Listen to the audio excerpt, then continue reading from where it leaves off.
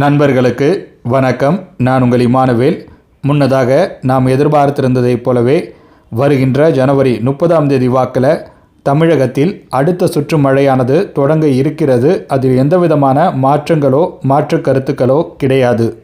இன்னும் சொல்லப்போனால் அதற்கு ஒரு நாள் முன்னதாகவே டெல்டா மற்றும் தென் கடலோர மாவட்ட பகுதிகளின் சில இடங்களில் அங்குமிங்குமாக மழையானது பதிவாக தொடங்கிவிடலாம்.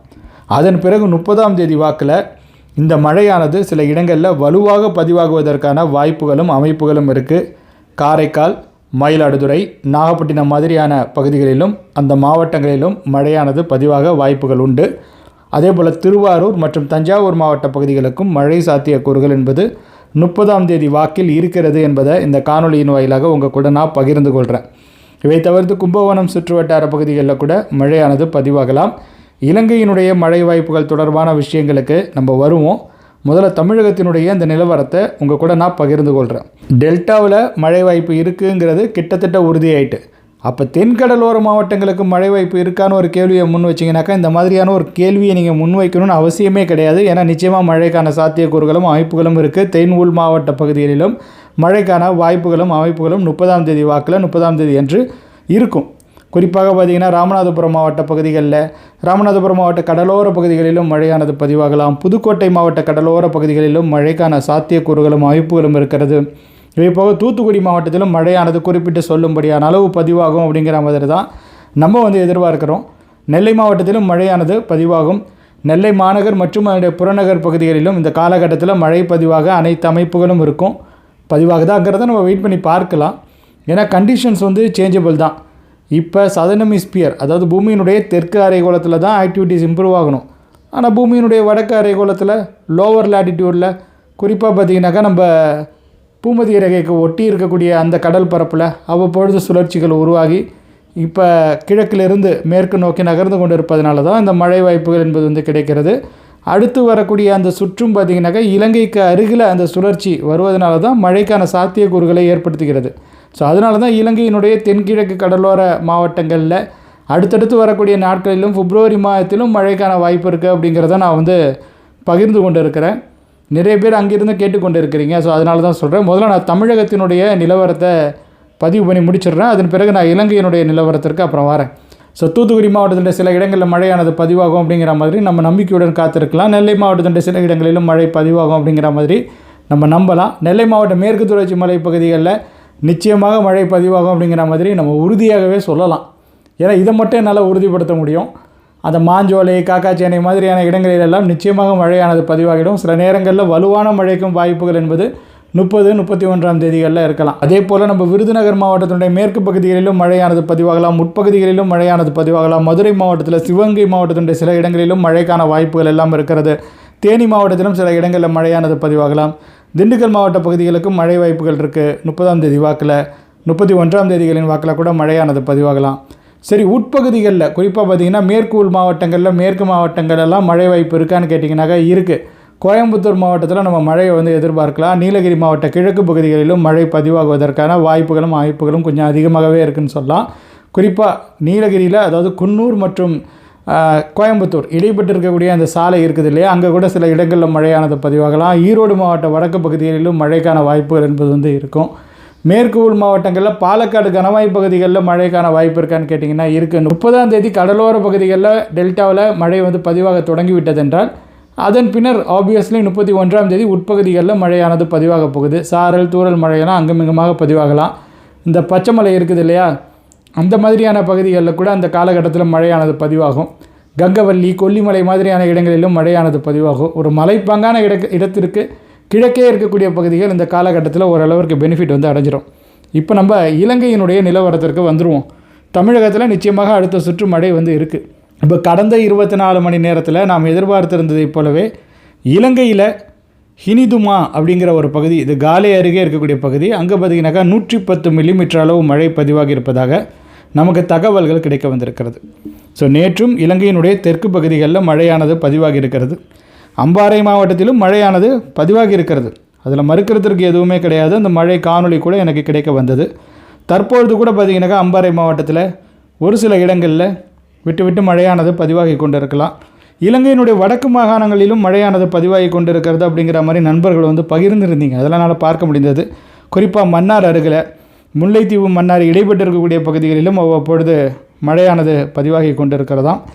வவுனியா, அனுராதபுரி மாதிரியான இடங்களில் கூட, தம்புளையில் கூட சில இடங்களில் மழையானது பதிவாகி இருப்பதாக தகவல்கள் கிடைக்க வந்திருக்கிறது. ஸோ நெக்ஸ்ட் 24 hours ரெயின்ஃபால் பாசிபிலிட்டியும் கிட்டத்தட்ட அதுதான். உட்பகுதிகளில் மழைக்கான வாய்ப்புகள் என்பது வந்து இலங்கையில் வந்து இருக்கும். ரத்னபுரி மாதிரியான இடங்களில் கூட மழையானது வந்து பதிவாகும். நுவரெலியா, பதுளை, கண்டி இடைப்பட்டு இருக்கக்கூடிய அந்த பகுதிகளிலும் சில இடங்களில் மழையானது பதிவாகும் அப்படிங்கிற மாதிரி தான் நான் வந்து நம்புகிறேன். பட் மழையானது குறைந்தது போல் உங்களுக்கு தோன்றும். மீண்டும் இலங்கையினுடைய தென்கிழக்கு கடலோர பகுதிகளில் மழையானது நீங்கள் எப்போ உங்களுக்கு தோணுதோ அப்போ மழை வந்து மீண்டும் பதிவாக தொடங்கிடும். ஸோ இது வந்து ஒரு டிப்பிக்கலான கண்டிஷன்னு சொல்லலாம். கொஞ்சமாக இந்த மாலை நேரத்தில், இரவு நேரத்தில் இன்று மழை குறைய தொடங்குனுச்சுனாக்கா நள்ளிரவு அல்லது அதிகாலை நேரத்தில் மீண்டும் பார்த்திங்கனாக்கா அம்பாறை மாவட்டத்தில் ஆங்காங்கே மழையானது பதிவாக தொடங்கிவிடும். அம்பாறை, பனாமா இடைப்பட்டு இருக்கக்கூடிய பகுதிகளில், பொட்டுவில் மாவட்டத்தில், பட்டிகோலா, அதான் நம்ம மட்டக்களப்பு இருக்குல்ல, ஸோ அங்கெல்லாம் கூட மழையானது பதிவாகலாம். அதில் வந்து மாற்றங்கள் எதுவும் கிடையாது. ஸோ 26ஆம் தேதியாகிய நாளையும் பார்த்திங்கன்னா அம்பாறை மாவட்டத்தில் மழைக்கான வாய்ப்புகளும் இருக்குது. அம்பாறை, அம்பந்தோட்டா இடைப்பட்டு இருக்கக்கூடிய அந்த பகுதிகளிலும் மழைக்கான சாத்தியக்கூறுகள் என்பது வந்து இருக்கிறது. நுவரெலியாவிலும் ஆப்வியஸ்லி மழையானது பதிவாகும். இவை போக 27ஆம் தேதி வாக்கில் கூட இலங்கையினுடைய தெற்கு பகுதிகளில் ஆங்காங்கே மழையானது பதிவாகலாம். அதற்கான அமைப்பும் இருக்கிறது. அதன் பின்னர் அடுத்த சுற்று மழை 28ஆம் தேதி அன்று பதிவாக தொடங்கும் இலங்கையை பொறுத்தவரையில். ஸோ அதை தான் நம்ம வந்து முக்கியமாக வந்து கவனிக்கிறோம். அடுத்த சுற்று மழை தான் கணக்கு. இப்போ உங்களுக்கு வந்து கேப் கொடுக்குது, மழை பதிவாகுதுன்னா அது okay. But continuous heavy rain அப்படிங்கிறது வந்து இப்போ வந்து பதிவாகுது, இல்லைன்னு கிடையாது. அந்த மழை காணொலி எனக்கு கிடைக்க வருது. பட் இதை விட இப்போ 28ஆம் தேதி பதிவாகக்கூடிய அந்த மழையினுடைய வித்தியாசம் என்பது உங்களுக்கு தெளிவாக தெரிய வரும். பனாமா மற்றும் அம்பாறை இடைப்பட்டு இருக்கக்கூடிய அந்த பகுதிகளில், மோனர்களா மாதிரியான பகுதிகளிலும் அந்த காலகட்டத்தில் மழையானது கொஞ்சம் தீவிரமடைவதற்கான வாய்ப்புகளும் இருக்கும். மட்டக்களப்பு, அம்பாறை இடைப்பட்டு இருக்கக்கூடிய அந்த பகுதிகளில் பல்வேறு இடங்களிலும் மழையானது பதிவாகும். வலைச்சென்னையிலும் வருதிங்கனாக்கா அந்த காலகட்டத்தில் 28ஆம் தேதி வாக்கில் மழை வந்து பதிவாகும். திருகோணமலையை நம்ம மிஸ் பண்ணவே முடியாது இந்த காலகட்டத்தில். இப்போ இது வரைக்கும் நம்ம வந்து தென்கிழக்கு கடலோர மாவட்டங்கள்னு சொல்லிட்டு இருந்தோம். பட் 28ஆம் தேதி வந்த பிறகு நம்ம திருகோணமலை உட்பட கிழக்கு மாகாணங்கள் முழுமையுமே நம்ம வந்து மிஸ் பண்ண முடியாது. ஸோ திருகோணமலை, மட்டக்களப்பு, அம்பாறை, பதுளையிலும் சில இடங்களில் கனமழைக்கான வாய்ப்புகள் இருக்கும். நுவரெலியா மாதிரியான இடங்களிலும் வலுவான மழையானது பதிவாகும். பட் நம்ம முக்கியமாக கான்சன்ட்ரேட் பண்ணுறது இலங்கையினுடைய கிழக்கு பகுதிகளை. ஏன்னா அங்கே தான் நிறைய பேர் நம்முடைய குரல் பதிவுகளை கேட்டுக்கொண்டு இருக்கீங்க. இப்போ முல்லைத்தீவுலலாம் மழை பதிவாகுமான்னு கேட்டிங்கனாக்கா வாய்ப்பு இருக்குது. முல்லைத்தீவு, திருகோணமலை இடைப்பட்டு இருக்கக்கூடிய அந்த சாலையிலும் மழையானது பதிவாகலாம். 29ஆம் தேதி வாக்கிலும் முல்லைத்தீவில் மழை பதிவாக வாய்ப்புகள் உண்டு. 29ஆம் தேதி அன்றும் அம்பாறை மாவட்டத்தில் மழையானது பதிவாகும். மட்டக்களப்பில் மழையானது பதிவாகும். காற்றின் வேகம் அதிகரிக்கும். 29ஆம் தேதி வாக்கில் வட மாகாணங்கள், யாழ்ப்பாணம், மன்னார் மாதிரியான இடங்களிலும் மழை பதிவாகும். வவுனியா வனப்பகுதிகளிலும் மழை வந்து பதிவாகலாம். அனுராதபுரி சுற்று வட்டார பகுதிகளிலும் மழை வாய்ப்புகள் என்பது மிக அதிகமாக இருக்கிறது. மன்னார், முல்லைத்தீவு இடைப்பட்டு இருக்கக்கூடிய பகுதிகளில் விட்டு வலுவான மழையும் பதிவாகலாம். நீங்கள் யாராவது வவுனியா, முல்லைத்தீவு, மன்னாரெல்லாம் இருந்தீங்கன்னாக்கா உங்கள் பகுதிக்கெல்லாம் விட்டு வலுவான மழைக்கான சாத்தியக்கூறுகள் என்பது 29ஆம் தேதிகளின் வாக்கில் இருக்குது. எதனால் 29ஆம் தேதிகளின் வாக்கில் இருக்குதுன்னு கேட்டிங்கனாக்கா, எப்பெல்லாம் டெல்டாவில் வந்து மழை வாய்ப்புகள் இருக்கோ அப்போல்லாம் இலங்கையினுடைய வடக்கு பகுதிகளில், வடக்கு மாகாணங்களுக்கும் மழை சாத்தியக்கூறுகள் என்பது வந்து கொஞ்சம் இருக்கும். அது வந்து நம்ம பொதுவாக சொல்கிறது தான் இந்த காலகட்டத்தில். ஸோ கன்சிடர் பண்ணும்பொழுது டெல்டாவில் மழை பதிவாகுவதற்கு முன்பாகவே இலங்கையினுடைய வடக்கு பகுதிகளில் மழை பதிவாக தொடங்கிடும் அப்படிங்கிற மாதிரி தான் நான் வந்து எதிர்பார்க்குறேன். ஸோ நீங்கள் யாராவது யாழ்ப்பாணத்தில், காங்கேசன் துறையில், புங்குடித்தீவு அதற்கு அருகிலெல்லாம் வசித்து கொண்டு இருக்கீங்கனாக்கா உங்கள் பகுதிகள் அனைத்திற்குமே மழைக்கான வாய்ப்புகள் என்பது இருக்கிறது. சவக்கச்சேரி, மாஷேரி, பாலை, பூனாக்காரி, அதே போல் கைட்ஸ் தீவுகள், இவை தவிர்த்து பல இடங்களில் உங்களுக்கு யாழ்ப்பாணம் முழுமையிலுமே பார்த்திங்கனாக்கா மழையானது பதிவாகும். கோடியாக்கரை மற்றும் யாழ்ப்பாணம் இடைப்பட்டு இருக்கக்கூடிய அந்த பாக் ஜலசந்தி பகுதிகளில் மழை மேகங்கள் திரள்வதற்கான வாய்ப்புகளும் 29ஆம் தேதி வாக்கில் இருக்கிறது என்பதை இந்த காணொலியின் வாயிலாக உங்கள் கூட நான் பகிர்ந்து கொள்கிறேன். ஸோ ஆப்வியஸ்லி மழையானது பதிவாக தான் போகுது. பட் இலங்கையினுடைய தென்கிழக்கு கடலோர பகுதிகளாக இருக்கட்டும், தமிழகத்தினுடைய தென்கடலோர மாவட்ட பகுதிகளாக இருக்கட்டும், நிச்சயமாக பலனடையும். டெல்டாவிலும் மழையானது பதிவாகும். வடகடலோர மாவட்டங்களில் மழை வாய்ப்பு இருக்கான்னு கேட்டிங்கனாக்கா ரொம்ப சப்ஜெக்டிவான விஷயம். திருப்பூர் மாவட்டத்திலும் மழை வந்து பதிவாகலாம். அதே போல் திருவண்ணாமலை, கள்ளக்குறிச்சி, திருப்பத்தூர் மாதிரியான மாவட்டங்களிலும் மழையானது பதிவாகலாம். தென் உள் மாவட்டங்களில் நிச்சயமாக மழையானது இந்த சுற்றில் வந்து கை கொடுக்கும் அப்படிங்கிற மாதிரியான ஒரு நம்பிக்கை எனக்கு வந்து இருக்குது. ஓரளவிற்கு மழையானது நிச்சயமாக தென் மாவட்டங்களில் அடுத்து வரக்கூடிய சுற்றில் பதிவாகும். அதில் வந்து மாற்றங்கள் கிடையாது. 29ஆம் தேதி வாக்கில் அந்த கடலோர பகுதிகளில் அங்கங்கே மழையானது பதிவாக தொடங்கலாம். 30ஆம் தேதி பார்த்திங்கனாக்கா கடலோர பகுதிகளிலும் மழையானது பதிவாகும், உட்பகுதிகளிலும் மழையானது ஓரளவிற்கு பதிவாக தொடங்கும். 31ஆம் தேதி வாக்கிலும் உட்பகுதிகளில் மழைக்கான வாய்ப்புகள் என்பது வந்து இருக்கும். மேற்கு உள் மாவட்டங்களும் அந்த காலகட்டத்தில் பலனடையும். கோயம்புத்தூர் மாதிரியான மாவட்டத்தில் நிச்சயமாக ஒரு 2 நாளாவது நம்ம வந்து குறைந்தபட்சம் மழையை வந்து எதிர்பார்க்கலாம். ஒரு 3 நாளில் 2 நாள் கண்டிப்பாக மழை இருக்குன்னு நம்மளால் உறுதிபட சொல்ல முடியும் கோயம்புத்தூர் மாவட்டத்திற்கு. அதற்கு மேலும் கூட பதிவாகலாம். அது வந்து அந்த கண்டிஷனை பொறுத்தது. ஏன்னா சுழற்சி வந்து மன்னார் வளைகுடாவிற்கு வருவதற்கான வாய்ப்பு இருக்குங்கிற மாதிரி கூட ஒரு பாசிபிலிட்டி இருக்குது. ஸோ அதையும் நம்ம கன்சிடர் பண்ணுறோம். ரொம்ப கீழே போகாமல் மன்னார் வளைகுடாலெல்லாம் அது வந்து நிலை கொண்டுச்சுனாக்கா, ஏன்னா இதுதான் அந்த சுழற்சியினுடைய நகர்வை பொறுத்து தான் மழை வாய்ப்புகள் அமைய இருக்கிறது. ஒருவேளை அது மன்னார் வளைகுடாவில் நிலை கொண்டு இருந்ததுனாக்கா நிச்சயமாக அந்த காலகட்டத்தில் தமிழக உட்பகுதிகளில் அங்கங்கே மழையானது பதிவாக தான் செய்யும். ரொம்ப அதிக எதிர்பார்ப்புகள் வைத்துக்கொள்ள வேண்டாம். 2ஆம் தேதிக்கு பிறகு வரக்கூடிய நாட்களில் தமிழகத்தில் மழையானது முற்றிலும் குறைந்து விடுவதற்கான வாய்ப்புகள் இருக்குது. 3, 4ஆம் தேதிகளில் உங்களுக்கு வந்து பருவமழை விலகல் தொடர்பான அறிவிப்பு கூட வெளியாகலாம். அதன் பிறகு பார்த்திங்கனாக்கா தமிழகத்தில் அவ்வப்பொழுது உங்களுக்கு கிழக்கு திசை காற்று ஊடுருவலால் சாரல் தூறல் மழை இதெல்லாம் வந்து கிடைக்குமே தவிர்த்து ஒரு பெரிய அளவிலான ஒரு ஆக்டிவிட்டியை நம்மளால் வந்து எதிர்பார்க்க முடியாது. ஆனால் இலங்கைக்கு அந்த சூழ்நிலை கிடையாது.